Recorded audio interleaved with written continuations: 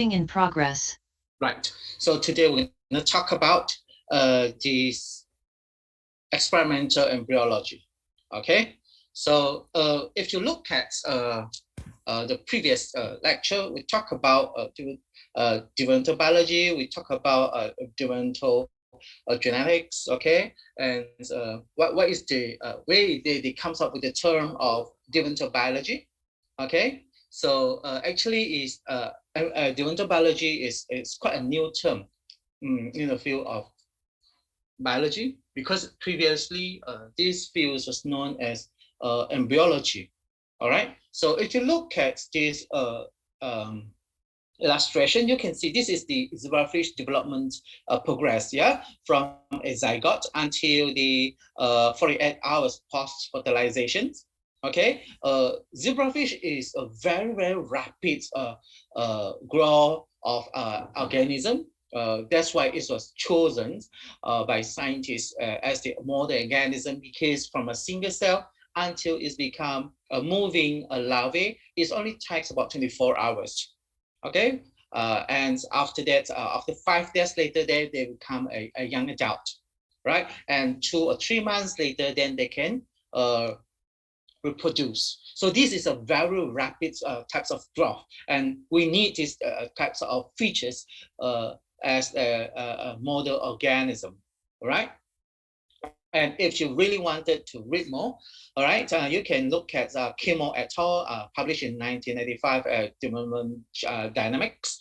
Okay, the stages of embryonic developments of the zebrafish, and this diagram will also be used in our dry lab lecture. Okay, that one I'll talk about in the later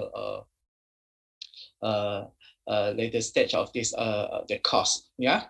So if we look at the normal development, it's basically referred to the course of developments which a typical embryos follow in standard laboratory conditions when it is free from experimental disturbance. Developmental disturbance is you do not apply any stress, you do not apply any parameters. Okay, for the development of the normal development of the embryos.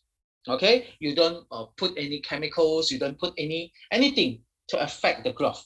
Okay, so there is normal developments. A good knowledge of normal development is necessary in order to understand the effect of experimental manipulations. So for experimental manipulation here, this may refer to you knock out the gene, you knock in the gene, you put the toxic chemical, and you look at the developments of the embryos. Okay, and this is what we call the experimental manipulation.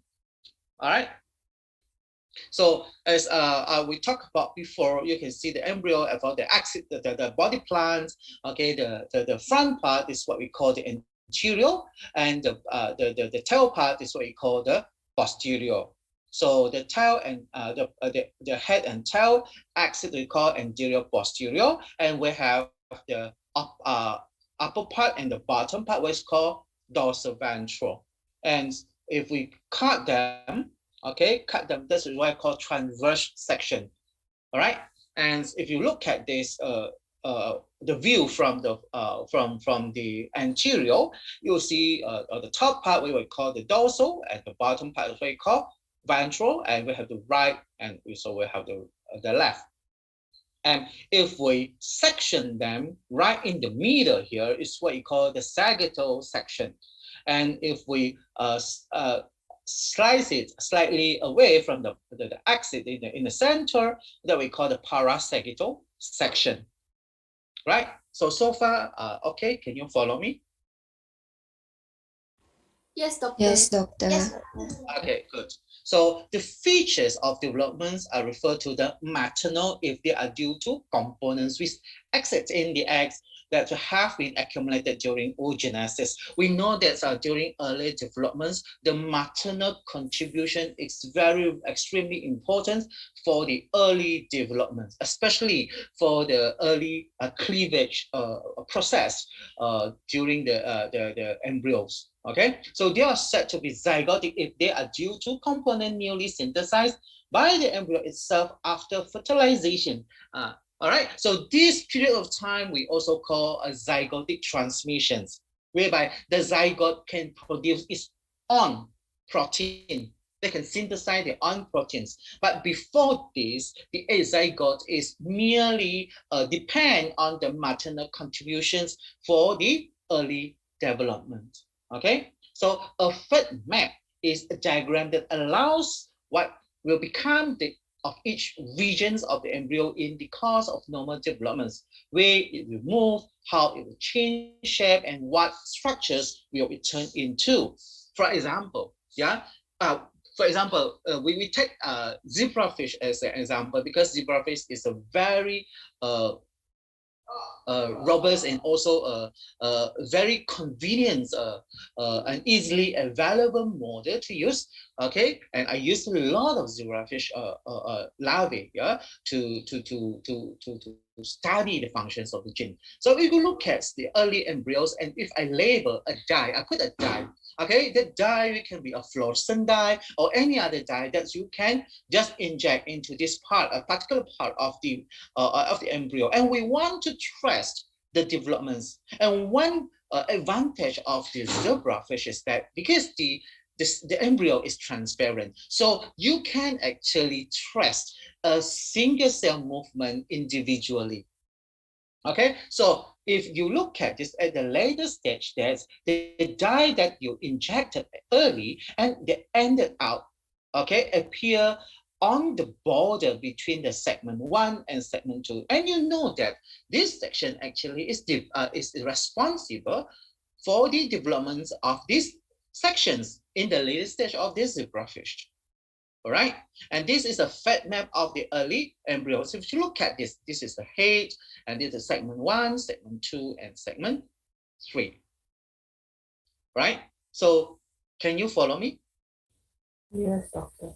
Okay, so fat mapping is also a very interesting topic to study about where the genes is responsible, or how the gene actually function and control the developments of the specific domain in the embryo, right? And it is essential to note that a fat map that does not indicate anything about development, the commitment. Okay, it is not. Okay, developmental commitment is different thing. So all parts of the embryo have a fat map through the developments, but commitments from particular structure or cell type is actually usually require through a series of intracellular interaction.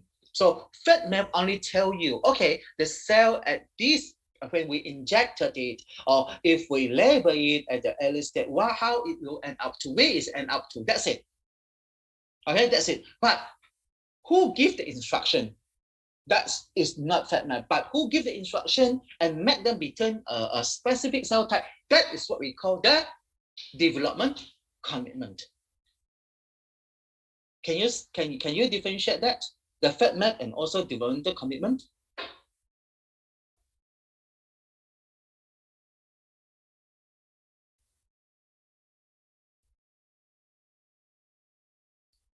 No, no, no, no, no, no. Okay, fat map is merely only let you know where the cell end up to, where the cell move, or where the cell become the specific cell type. That's it. But how the cell become, how the cell reside at that specific domain is the development commitment. Do you understand me, Abraham?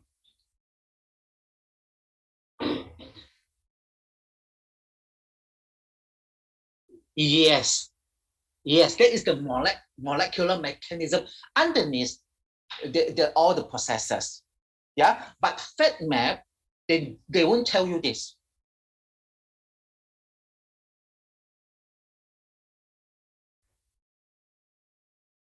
No, FedMap only tell you, this cell they become they at the end they reside at this specific domain. That's it.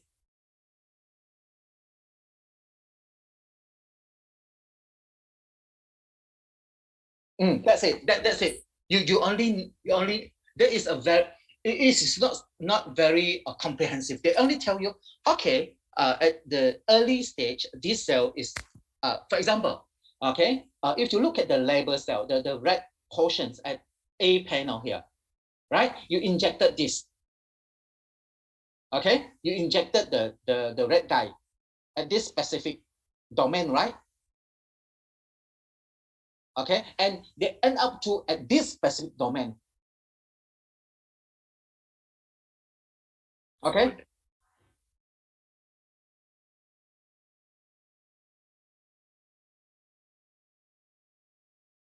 Yes, but it won't tell you. The fat map will not tell you, what gives them the instruction to be there?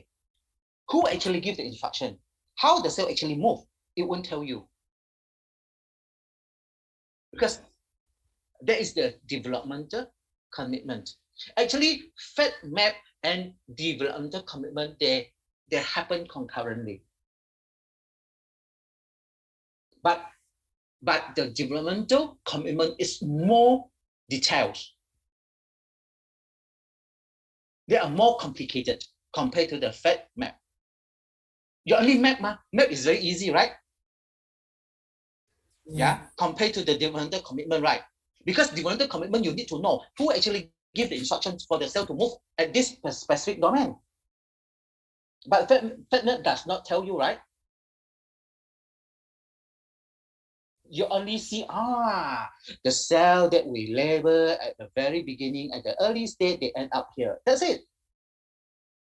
Correct? Yes. But who gives the instruction? How the cell move? Why they are there? This is the commitment.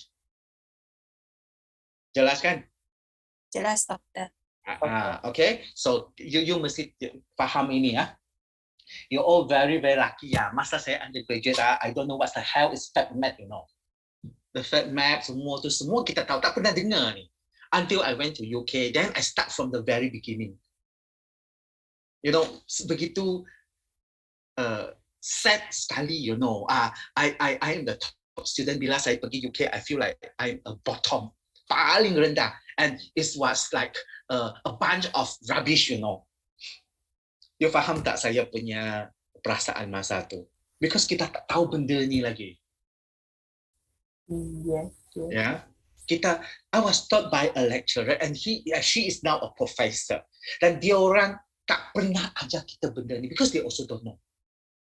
Masa itu Unimas tidak ada developmental biologist. Okay? And that's why Unimas sent me to UK. And I become the developmental biologist and geneticist. Okay, so I hope, although I know this is a very challenging subject and can be very dry, but I try to conduct the class in a more interesting way, and I let you understand it in an easier way. All right? Boleh faham ya? Boleh. Okay.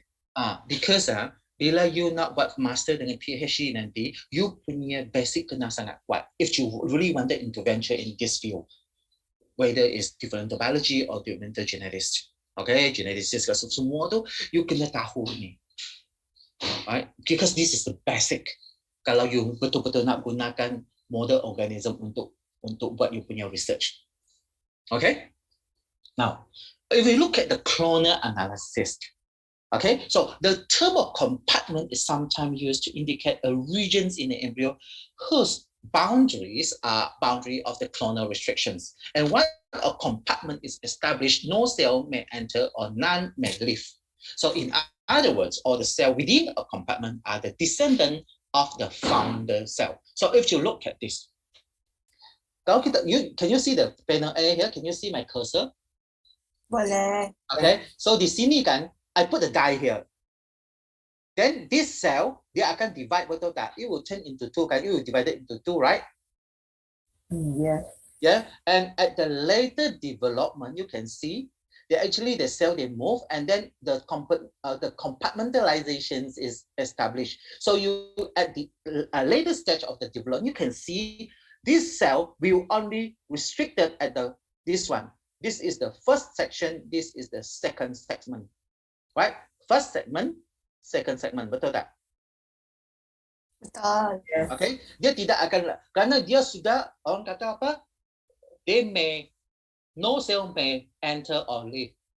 Maksudnya, kalau dia sudah establish the compartment di sini, dia ini tidak akan keluar di sini, yang lain tidak masuk lagi. Dia sudah restricted. Ini boleh kita provekan dengan clonal analysis lah. Dan kalau kita tengok di sini, kalau kita diekan dia di sini, at the later stage, kita diekan dia ke sini, and dia kerana di sini dia sudah lain, dia ada restriction sendiri, and dia hanya restricted pada segmen satu sahaja.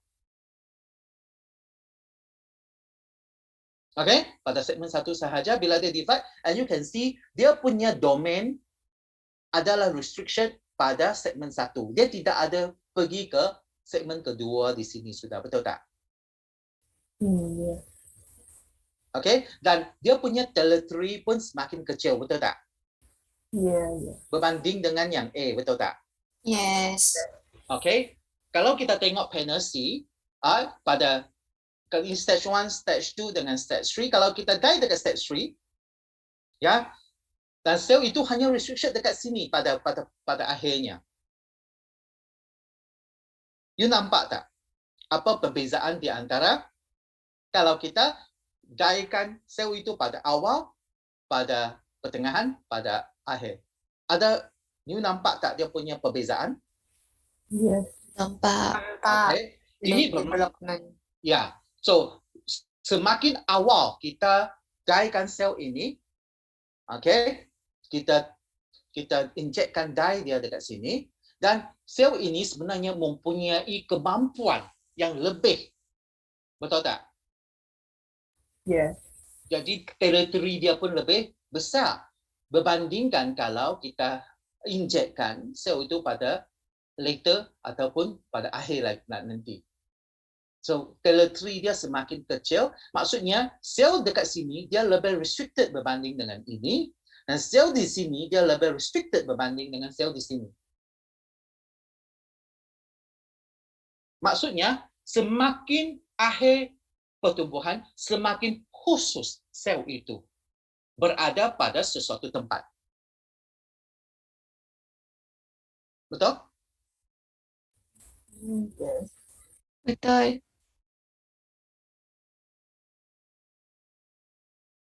The cell become more specific. The cell become more specific and more restricted. Yeah. Yes. Yes. You see, for this one, there are more freedom for them to move around, right? And that's why you can find the cell can be found in the segment 1 and segment 2, right? But later developments, if you die the cell at the later stage, they are only restricted in the compartment 2. They are no longer found in the compartment or in the segment 2, right? Only in the segment 1. Is that right? No, you should say they're only restricted in the compartment 2, because this is compartment 1, compartment 2, compartment 3, compartment 4. Which these 4 compartments will later develop into the head, the segment 1, segment 2, and segment 3. Right? And this one is the later, right? Compared to this one. This one the earliest, right? This one is the middle, and this one is the later, right? Yes. So that means the cell here, they are more specific compared to the cell at the middle stage and the cell at the earlier stage, right? Yes. Yeah. So if you die the cell at this stage, that means the cell is more restricted. You still remember totipotence, pluripotence, and multipotence? Yes. Yes. Yeah, you can apply that here. Can you relate? Can you relate that?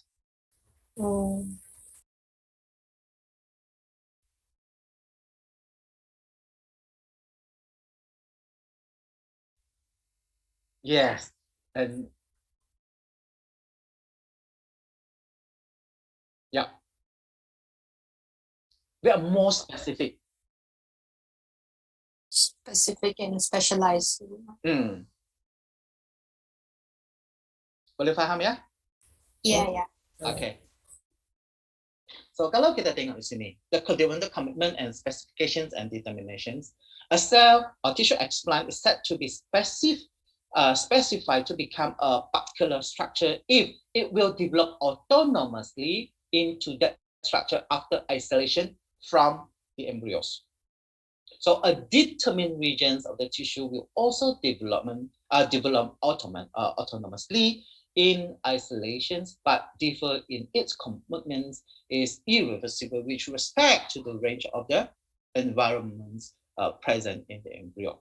Or in other words, it will continue to develop autonomously even after it is moved to any other regions of the embryo. And a graph to the same positions of another embryo is called a autotopics graph, and it's one of the usual methods of the fat mapping. And the graph to a different positions in the host, okay, is called a heterotopic graph and represents the test for the determinations. So if you look at this, okay, this is the labeled donor at early stage, and this is at the later stage, the late stage, right? So if, as I said just now, if you did in the normal development, you can see the cell that you dye, you put the dye, and and at the later stage, they are being mapped here at the normal fat map, correct? Yes. Yes, Correct? Yeah. Okay. Now, if you excise this, you isolate this, but you don't put it in any other tissue, and this cell will be specified just into this one, this cell type. Okay?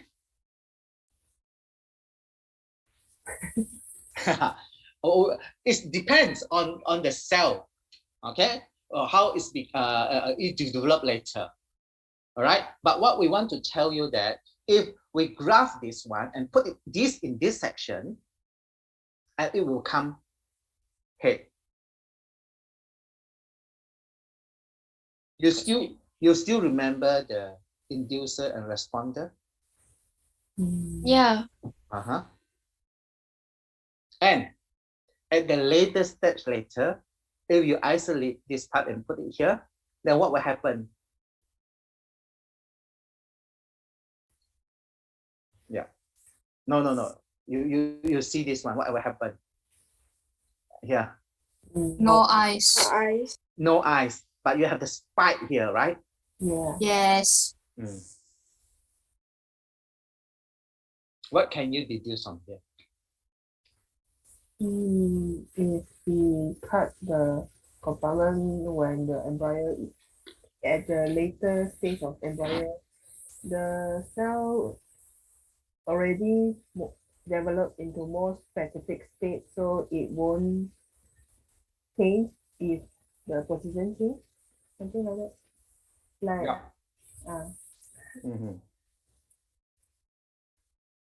Boleh faham tak? Boleh.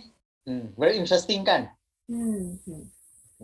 Inilah keistimewaan developmental biologist. That's why Jonathan Slade kan, he developed a two-headed frog. Have I ever told you this? No. Dia pernah hasilkan two-headed frog.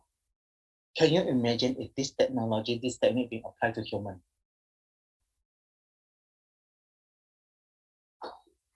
And that is why some of the activists, in UK, there are so many social activists, and he put a bomb underneath his car. And his car park is just next to our lab. And we are so lucky because the bomb does not explode. So you've got to be very careful and you do the experiment. All right. I have done some funny one, but I will not tell you. I'm very interesting to do the biology. Right? I never ever tell your supervisor, like, you'll kill you. Right? All right.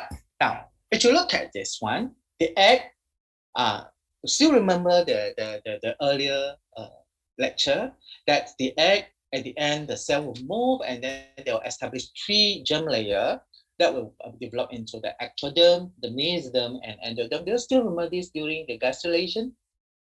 Yes. Yeah, and the ectoderm will later develop into the epidermis and neuroepithelium, and the neuroepithelium will further develop into the forebrain, the midbrain, the hindbrain, and also the spinal cord. And the hindbrains will later develop into the rhombomephil or other regions.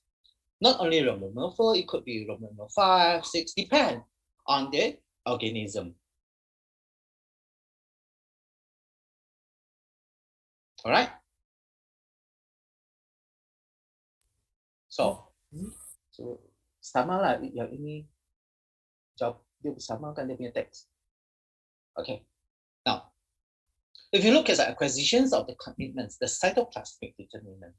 Okay, so a cytoplasmic determinant is a substance, is a subset of substances which is located in part of an egg or a blastomere that's guarantee the assumptions of a particular stage of commitment by the cell which inherit it during cleavage.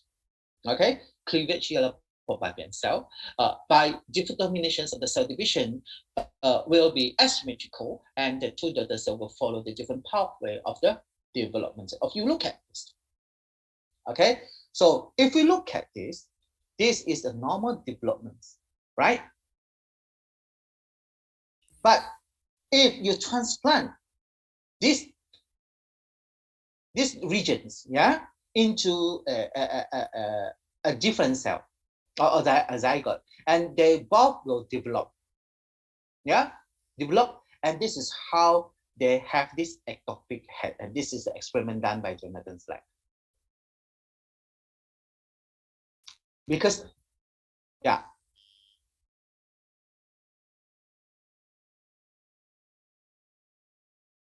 Okay, the determinants here means these regions, you see the purple regions here? Yeah. Yes? This region is the region that responsible for the head development. Okay, and if you excise, you move these regions and you graft it into these regions of a new embryo. Now you have two same graft, right? Yeah. Where they have the same commitment, right? Mm. And during the later development, you can see they have their own determinant. They're already been determined and they develop, right? Because they know what they want to be. So at the later development, you can see, because you know at the very beginning, this region is going to be the head. So if you grab it here, this region also will be the head.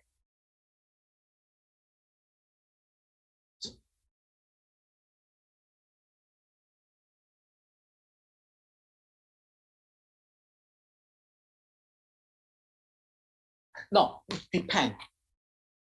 Okay, you don't get confused. This one is the commitment of the cell, because the cell already committed. They already know what they want to be.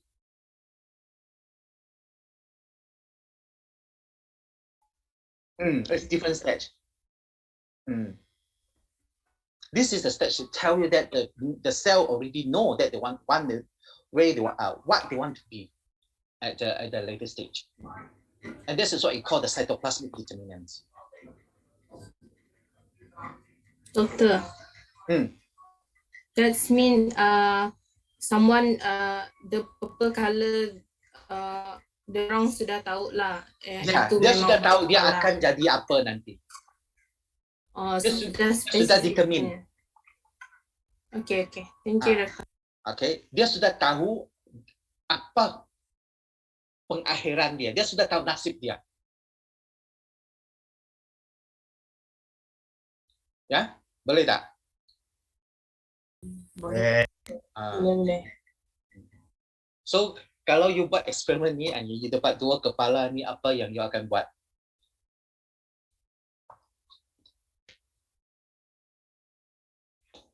Yeah, if they survive, how?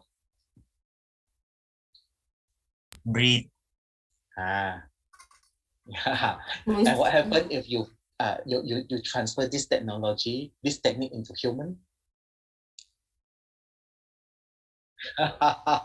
This is the ethic issue comes in. So scientists also need to sign an agreement. Okay, you are not allowed to clone human. You are not allowed to do funny thing. Okay, or you'll get penalized. Right. So this is just to tell you the plastic cytoplastic determinations. So if you look at this one, yeah, the most regional specifications in the difference arises from the operations of the extracellular signal called the inducing factor, the inducer. So as I this one already discussed in lecture 4. So the ability to respond to an inductive signal is what we call the competence. So we have the inducer, we have the responder, and if these two they can interact with each other, and this is what we call the competence. And it requires not just the presence of the specific receptors, but also a functioning signal transduction pathway coupled to the regulations of the transcription factors. So these transcription factors, we have so many pathways, right? During the cell-cell communications, the jack state, the hedgehog, yeah. Still remember that? Yeah. Yeah. So this is what you call the induction. Yeah. Permulaan sesuatu, right? To induce it. Okay. So there are two different types of the instructive induction. We have somewhat different consequences in terms of region specifications. So the well-accepted example is the morphogens gradients, are the gradients of certain short proteins in the neural tube. Okay, of active BMP, which is the bond morphogenic protein in the early xenopus embryos, or the decapentalogic proteins in the Drosophila imagina disc. Okay, if you look at this, we have two different inductions. One is the permissive, one in the instructive. The permissive is just give the permission, so they'll just follow the normal pathway. But for the instructive, they will instruct you to what you need to do. For example, in this case, there are the morphogen gradients. Okay, the gradients they depend on the concentrations of the morphogens. So there's a gradients here. Okay. If you want to read more, you actually there is a paper actually about the morphogen gradients in the Drosophila development. I can't remember which year, but you can go to NCBI and you can download that paper to read it. It's a very good review. You can read the review, okay, on morphogen gradients. Okay, and they talk about a lot about the Hox genes and also the bone sorry, the bone morphogenic protein. Okay, and how this gradient actually affect the developments of the Drosophila embryos. Okay, so the oppositional inductions is the inductions of the nasal, the glands, and also the optic placard from the heads and epidermis of the vertebrates neurally under the influence of the underlying tissue. Permissive introductions are very important in the late developments. For example, in the development of the kidney, the mesenchyme will form the tubule on receipt of the permissive signal from the uteric bud. So in the absence of the signal, it simply fails to develop and does not form any alternative tissue. So this is what we call the permissive they give the permission. If they did not receive the signal, that it will not. If the signal is absent, so it will not develop into the structure that it's supposed to be. Okay? So you need to know what is the oppositional inductions and what is the permissive interaction, right? So if you look at the lateral inhibitions, so in principle, the lateral inhibition system work by a signaling center becoming an established that suppress the formations of the signal in the surrounding cell or the adjacent cell. So the first few cells to become type A produce and activate the substances which promote developments of cell type A. And an inhibitor which antagonize the actions of the activator, such as inhibitor, become cell type B. So the reason that the system generate patterns is that the activator is short range, perhaps only active through intercellular contact, while the inhibitor is a long range, moving freely by diffusions. If you look at this one, yeah, the activator will promote cell type A formation, where the signal, the concentrations is very high, but it's in a very short range.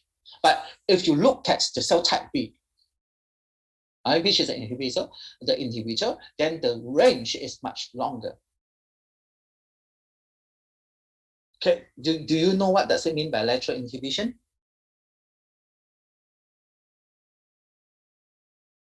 Yes, because if they don't inhibit each other, all will become cell type A later. Because we have so many cell type, right? Mm-hmm. So when cell type S is formed, so cell type A, they will produce an activator, where this cell will only promote the cell type A. And at the same time, there will be an antagonist, which will inhibit the cell type A to become a cell type B.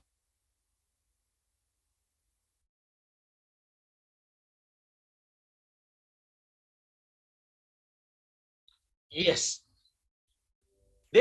In the whole organism system, there are always an antagonized system where they want to balance and check and balance, we call it, in a layman term. If not all, like if they don't do that, so we only have one cell type. Well, what will happen in the body? We only have one cell type.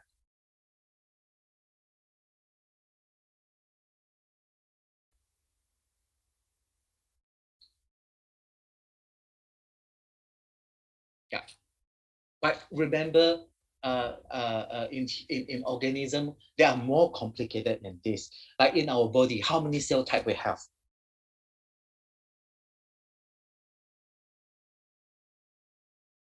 Not quite a lot, there's a lot.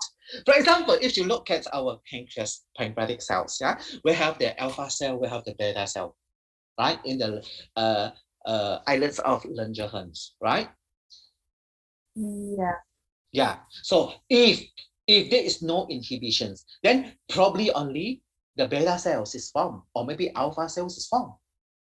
So there is no alpha cell or beta cell,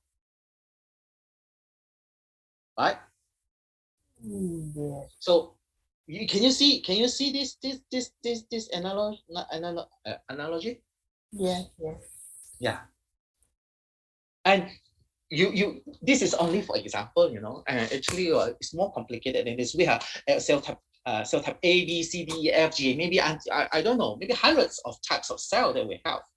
So they are actually in a way that they antagonize, they actually control, inhibit each other. If they already become cell type A, they will not become a cell type B. And there's always a balance and check there. What happens if cell type A becomes cell type B? So you don't have the cell type A already, right?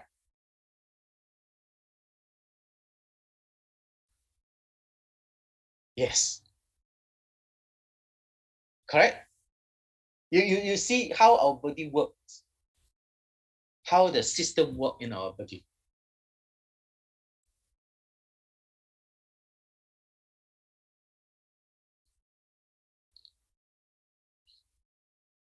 Yeah. Okay. So let me enlighten you with one scenario. Okay. The precursor cells, for our kidney cell, for our liver cell and also our pancreas cell, they're actually from the same mother cell.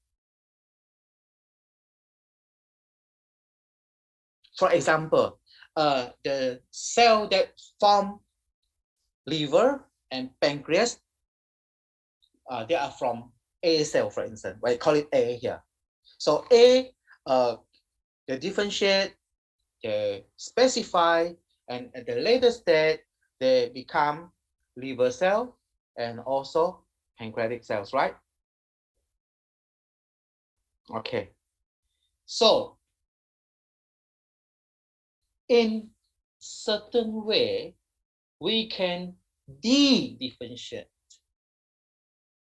because liver is one of the biggest organs in our body, right? Yeah.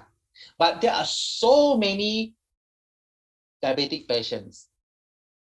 Why they become diabetic patients? Because the pancreatic cells no longer function. The beta cell cannot produce enough insulin, right? Yes. Correct? Yes. So can we because we have so many liver cells, can we reverse it, de-differentiate the liver cell into the cell type A, the A cell, and we instruct this A cell to make more pancreatic cell? Is that possible?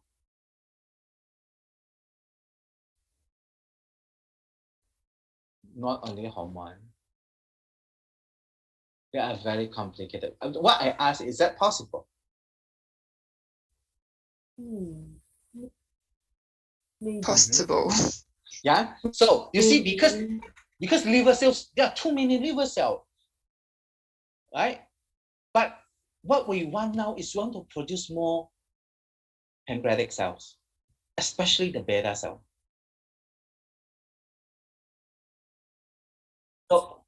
So if you successfully de-differentiate the liver cell back into the A cell, and you instruct the A cell to make more beta cell, can you solve the problems of the diabetic patient?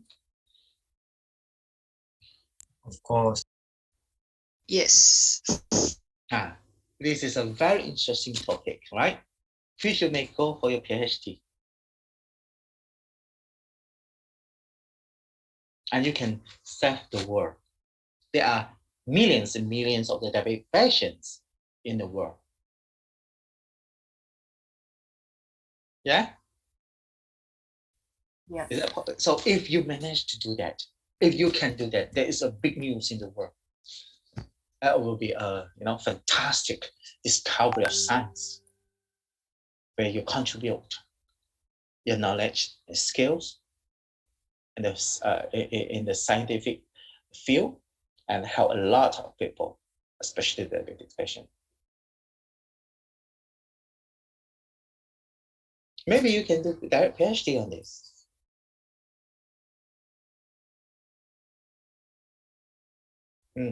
So this is how we inspire ourselves. This is how we learn from self. Okay? Okay. So for those who wanted to venture further into gerontology, and this could be the field where you may publish your paper in Nature one day. And I'll be more than happy to see that if my student managed to do that. All right? So that is something new for you to think about. Right. The homeotic genes, homeotic genes is also called the Hox gene. Hox genes is a very, very important genes in all organisms because this Hox gene or homeobox genes responsible for the establishment of the body plan, be it the dorsoventral or be it the anterior posterior. So homeotic gene is one that when mutated causes conversions of one part of the body into the likeness of the another. So homeotic genes code for its transcription factor, and the presence of the particular combinations of these factors encode the stage of the commitment of the cell. So also called selective genes because the activity selects a particular development pathway for the cell. So the auto-regulations, the Hox gene, the deformed in Drosophila or the UBX in the later or visceral mesoderm. Actually, Hox gene is a big topic. That's why I give you an assignment on this topic so that you can hunt for more information from the NCBI Okay, it is very important for you to understand. And Hox genes, there are many clusters. There is a cluster, the Hox A1, Hox B, Hox C, Hox D, Hox E, Hox F, and Hox A1 until Hox A10 or 11 or 12. There are so many homologous genes. Okay, so what I want you to do is to decipher the functions and then to look for more information on this, and you report to me what is the morphology, what is the physiological function, what is the role of homeostatic genes in the development of the specific organism. Okay, the assignment already posted in Ellipse. So after the class, then go ahead and have a look. And if you need more time to do this assignment, to let me know. I can adjust the deadline later. Okay. Okay, let me know. I can always adjust the deadline. Okay, if you need more time to do the assignment. All right. Okay, no worries. I'm very generous enough to give you extra time to complete the assignment. Okay. All right. You should look at the properties of the morphogen gradients. So a stable concentrations of the gradients cannot be produced simply by releasing a pulse of the morphogen, such as a pulse which is spread out by diffusions, or eventually the concentration will become a uniform over the body of the embryo. A concentration gradient is only set up in a situation where the morphogen is continuous, produced in one region, which is a source, and destroy another in the sink. Okay, so this will produce a gradient of concentrations with the flux of the material from the source to the sink. So as you look at this is the concentrations of the morphogen. So you beautifully established the body plan of the embryo.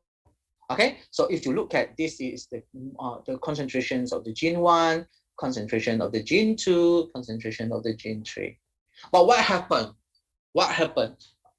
Okay, and if you look at the body plan, we caught it here like 0, 0, 0, 0, 0. This is the anterior, 0, 0, 1 is the segment 1, 0, 1, 1 is segment 2, and 1, 1, 1 is the segment 3. Yeah, this is how we try to map it.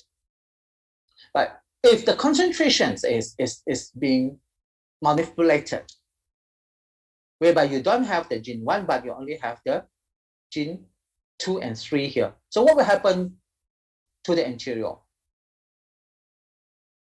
Gone. It's gone. Correct? Because the gene 1 actually should be responsible for the development of the anterior. Right? But because the gradient has been disrupted, so you don't see any developments of the interior of the animal. Yes? Yes. Okay. So what happened if you if the gradients has been if you look at the gradients here has been disrupted, so you can see the anterior has been very much enlarged. Correct? Yes. And you don't have the 0, 0, 1. The segment 1 is gone. Correct? Yes. All right. So this is what we call the properties of the morphogen. So morphogen is extremely important. So you need to understand how actually morphogens will control the development of the body plan of the embryos. Okay. Okay. So this is the homeotics or homobox of Hox gene. So the DNA sequence that was presence of the genes of the bithorax or antennapedia of the complex. So bithorax or antennapedia, okay, these are Hox gene. And in different animals, they probably name it differently. So don't get confused, because sometimes one gene can have different name. Okay, but they are referred to the same gene. It was called the homeobox because of the location of the homeotic genes. So the Hox cluster homologous to the antennapedia, or the bithorax are homotic genes concerned with the anterior posterior patterning. So they establish the body plans in the anterior and posterior. And the Hox cluster is a single chromosome, but is split into two genes groups, the antennapedia complex and also the bithorax complex. But actually, there are more than this, to be honest with you. After the later discovery, that we have actually more. And even in zebrafish, we double up. Sometimes you can see there's one gene that appear in one copy in the mammal, but you can find two, three, or four copies the same gene because of the genome duplications in the fish. Okay, so don't be surprised. So the criteria of proof, the techniques for the study of development. So the rigorous proof that a particular molecule really does perform molecular functions during normal developments require three independent lines of evidence. First is the expression, the activity, and inhibitions. So the molecule in question must be there. So you can either use in situ hybridizations or immunostaining to look at the locations or the expressions of the gene. Okay, this is to see where the gene is expressed. So, second, the molecule injection must have the appropriate biological activity in a suitable test system. For example, you use micro injection. Okay, you can do micro injection. You can see where the activity of this gene. And if the molecule is inhibited in vivo, then the process for which it is thought responses should fail to occur. For example, if you see, if you let's talk about PAX6. You still remember PAX6 gene? Yes. Where's the rest? The role of PAX6 gene? Eyes. Okay, eye. So if we inject the RNAi or morpholinose or the proteins inhibitor of the PAX6 gene, so what would you expect?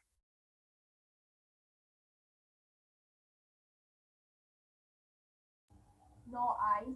No eyes, right? Because you know the PAX6 gene is responsible for the development of eyes of the animal, right? Yes.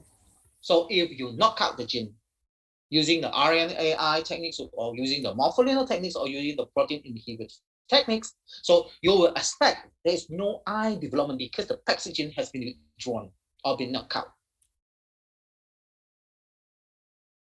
So the criteria of proof in development is that you must know where the gene is expressed, what are the activity of the gene, and also if you knock out the gene, what will happen to the animal.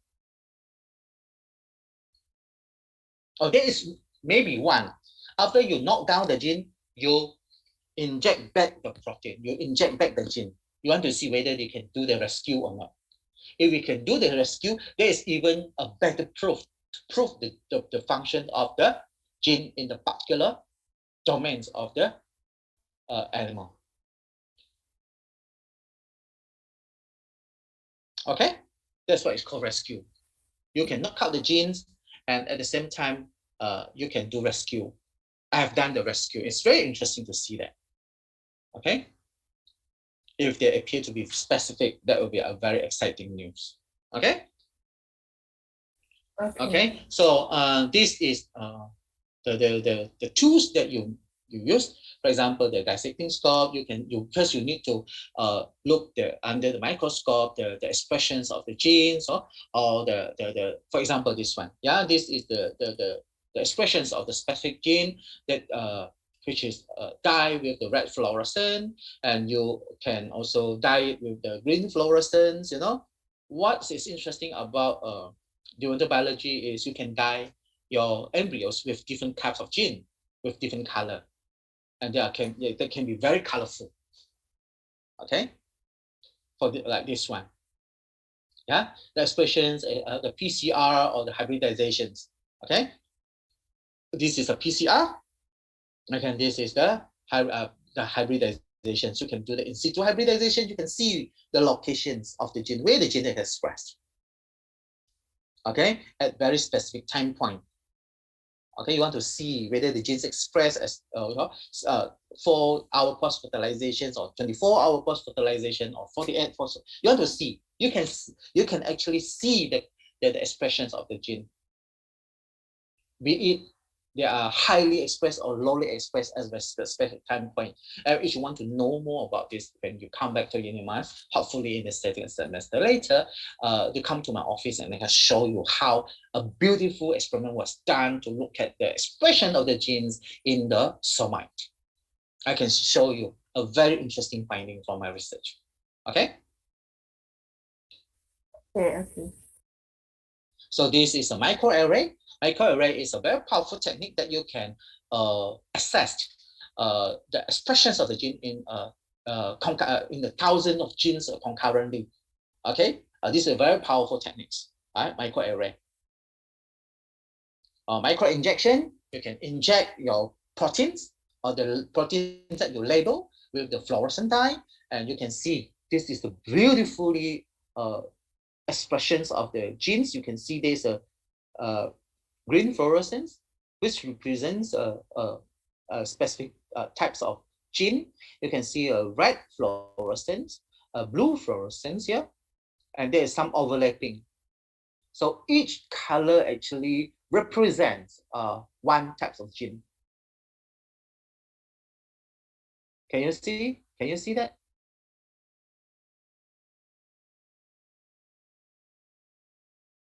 No, the dye. For example, the dye is already in the embryos, right? Okay. For example, if you inject the dye into the embryo as early stage, yeah.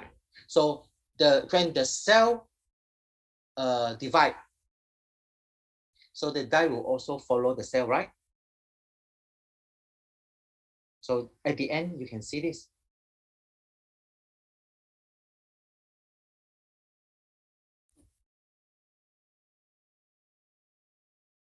It will not run out because it's very strong. It won't even run out, don't worry. It's a fluorescent. That's why it's very interesting, isn't it, the ontology? It's a beautiful, right? Yes. And I can show you one of my picture that win an award in UK that I found a baby aliens in silverfish embryo. It really looked like a baby alien, right? Huh? No, it's not a parasite. It's the in situ hybridization expressions of my gene, and I do the sectioning, and that sections look very, very similar to a baby alien.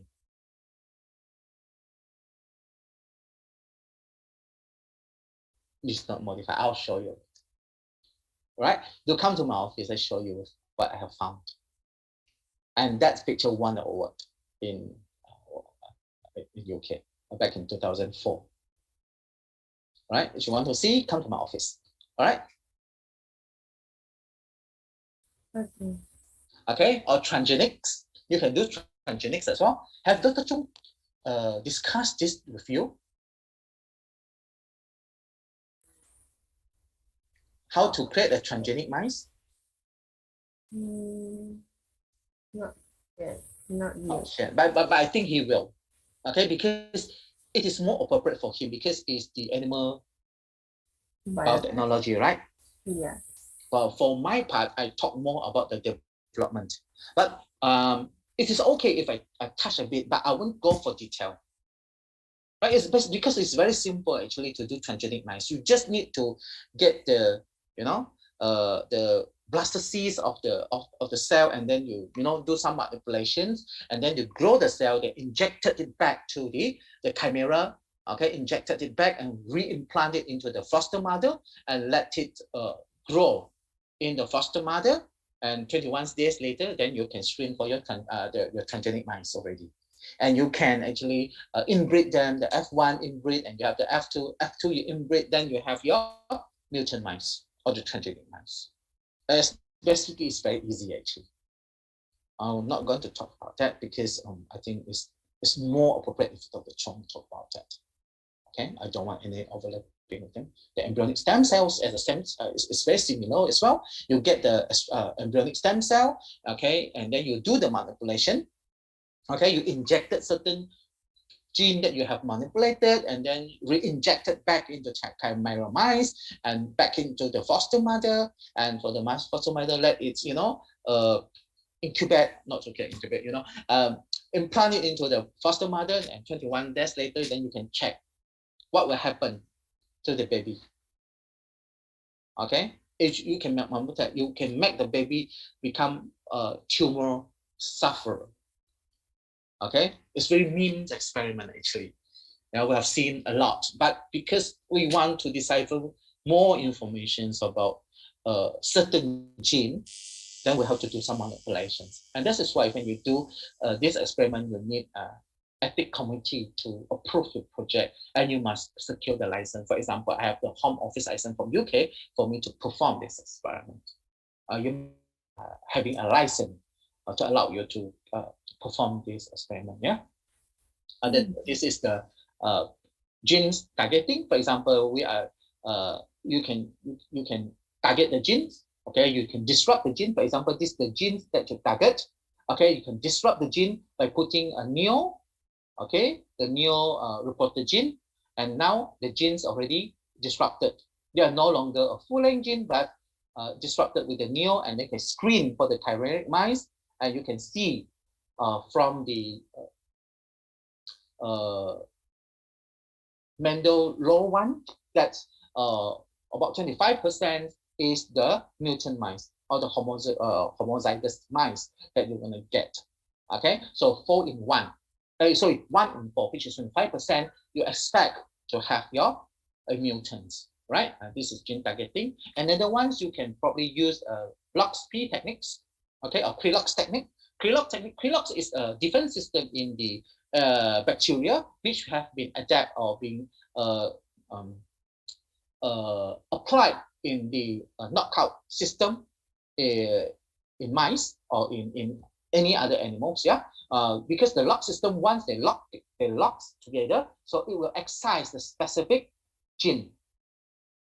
Okay, for example, if you want to remove the gene B here, we have gene A, gene B, and gene C. You put the LOX-P and LOX-P in between the gene B here, and when the LOX-P they flux together, then the gene B will be knocked out. So you're only left with gene A and C. Can you see that? Yes, Okay. yes. And then you put a promoter here and to check for the activity or the Cree here. We can check the activity, and this is how we create the LOX mice or to Krelox system mice. Okay, and basically you remove the gene A. You want to study because you want to study the functions of the gene A. You want to decipher the function of the gene A. Sorry, the gene B. Yeah. So if the gene B has been knocked out, that means B protein will not be produced, right? Yes. So from the mutants, from the phenotype, then it will tell what happened. Yeah, what happened to the mutants, and the phenotype that exhibited by the mutants will tell you the biological functions or physiological functions of the gene B. Boleh? Boleh faham? Boleh. Boleh. Seronok kan? Senang saja sebenarnya nak buat eksperimen ni. You cuma perlu masa saja, you nak letak dia dekat sini kerana you nak excise, you nak keluarkan gene B ni. Kerana you nak study apa fungsi gene B ini. So you guna Krelox system. Right? This one dia flux sekali, maksudnya B sudah gene B akan dikeluarkan. Maksudnya you excised by the Cree enzyme.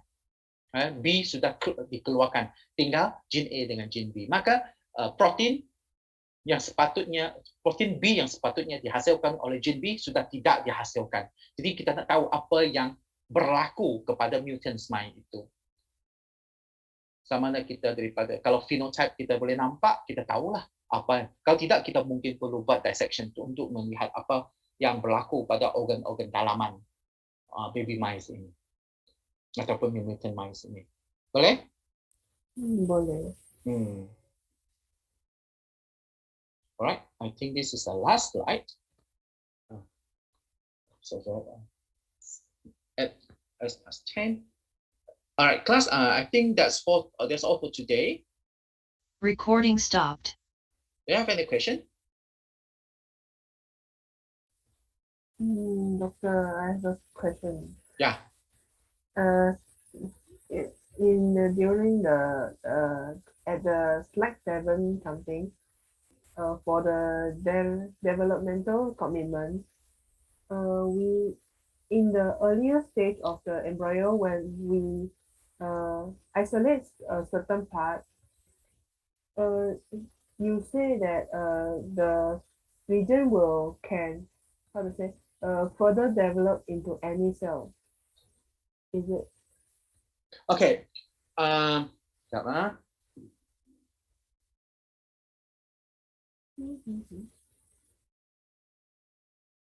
This one? Yeah, this one. Okay. Ya, okay. Ini ialah automatic graph. Kita graph daripada label donor ini kepada embrio. Ini embrio yang normal. Dan kita nampak bahawa kalau kita graph di sini, kita nak tengok fat map dia, kita pada akhir pertumbuhan larvae ataupun embrio, kita nampak dia punya komitmen dia map dekat sini. Okay. Dan untuk yang ini, kita isolate dia saja, tapi kita tidak letak dia pada embrio. Okay. Dan dia specify menjadi ini. Okay. So what is the cell? So we isolate the that region. Then how would it know what cell should it form? Because dia sendiri tahu, because dia sendiri ada sel yang dia sudah tahu dia punya nasib. And you kena tahu kan, dia tidak ada responder di sini. Faham tak? Okay. Dia tak ada responder. Jadi apa yang akan berlaku mungkinnya berbeza secara natural. Ya? Kerana dia tidak ada responder. You will remember the competence? Yes. Ya. Dan kalau kita letak dia di sini, apa yang berlaku kerana kawasan ini dia determine menjadi anterior di sini. Okay. Ya. Dan you nampak tak yang ini early, ini late kan? Yes. You nampak tak perbezaan di antara early dengan late? Yes. Ya. So, apa yang berlaku pada late kalau you letak pada heterotopic graph ini, dia sebenarnya sudah perlainan. Kerana sel komitmen di sini dia sudah perlainan. Dia sudah lebih khusus dah. Ya. Okay. So that's why you see there is no eyes but they have spike here. Okay. Okay? Okay. Alright. And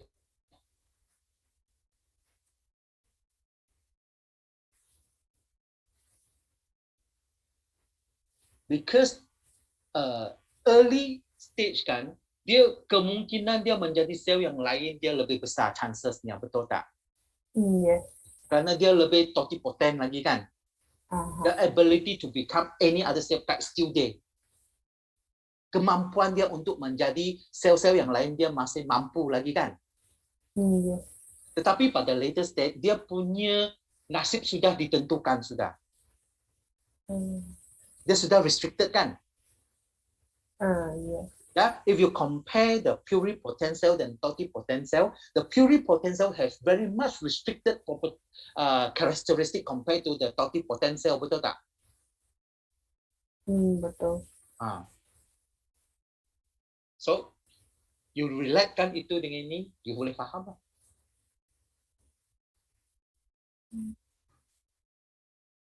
Yes. So they still have the ability to become many types of the cell. Yeah. So if you want to do manipulation, the earlier the better.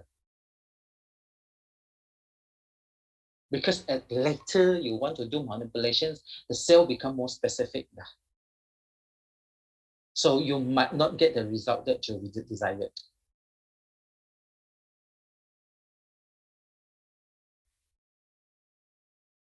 For the new deadline, don't worry, the deadline of the assignment, don't worry, I can extend it. Okay, dekat ellipse saya kata pukul berapa hari bulan?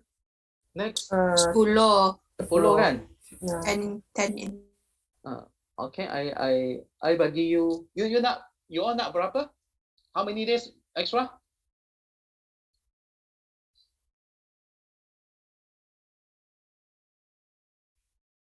Wah, because the assignment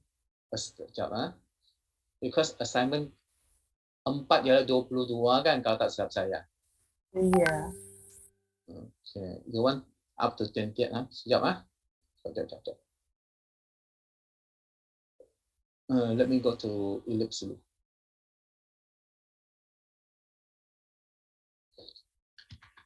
Sekejap.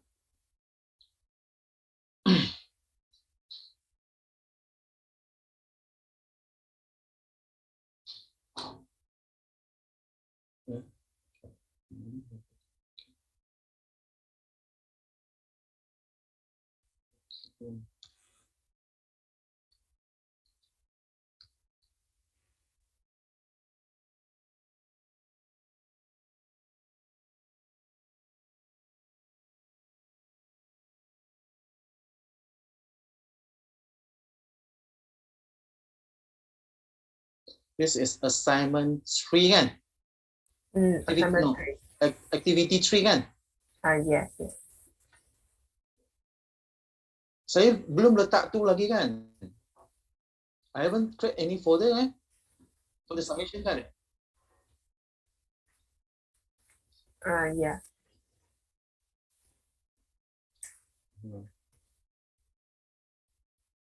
Okay.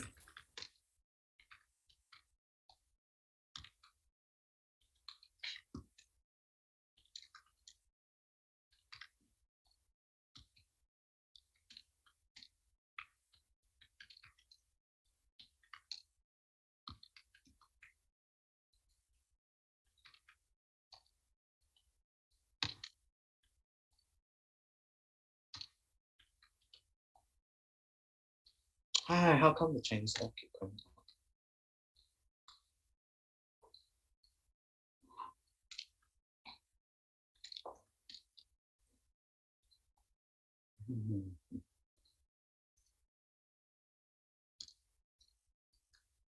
Okay, so 20th Can you see the assignment here? Yes. Okay.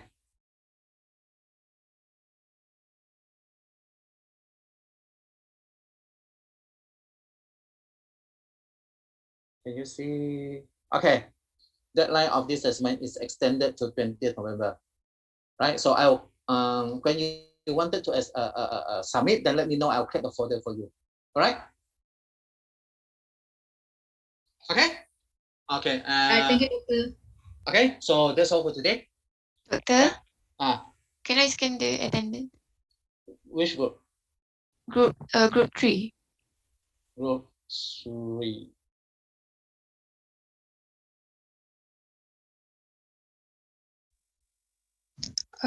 Morning, doctor. I also need manual attendance in group 3 as well. Wait. Okay. Dah scan lah. Okay, thank you, doctor. Okay. Doctor, how about group 2? Jap. Group 2 nak scan lah. Yeah. Ini group 2. Siapa nak manual attendance? Group mana? Group 3. Group 3, I need manual attendance for. Group 3.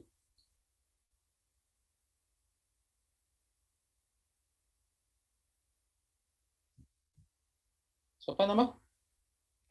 Ho Yi-en, that's the first one. 75012. Okay, Yes, then. thank you. Siapa lagi? Siapa lagi nak manual attendance? Tak ada. Group 2, manual attendance no more. Tak ada juga. Okay, so kalau tak ada, then we call it a day. Alright, so thank you class. I'll see you next week. Right? Okay, doctor. Thank you, Thank you, Thank you, Doctor. doctor. Bye bye. Thank you, doctor. Take care. Thank you, Doctor.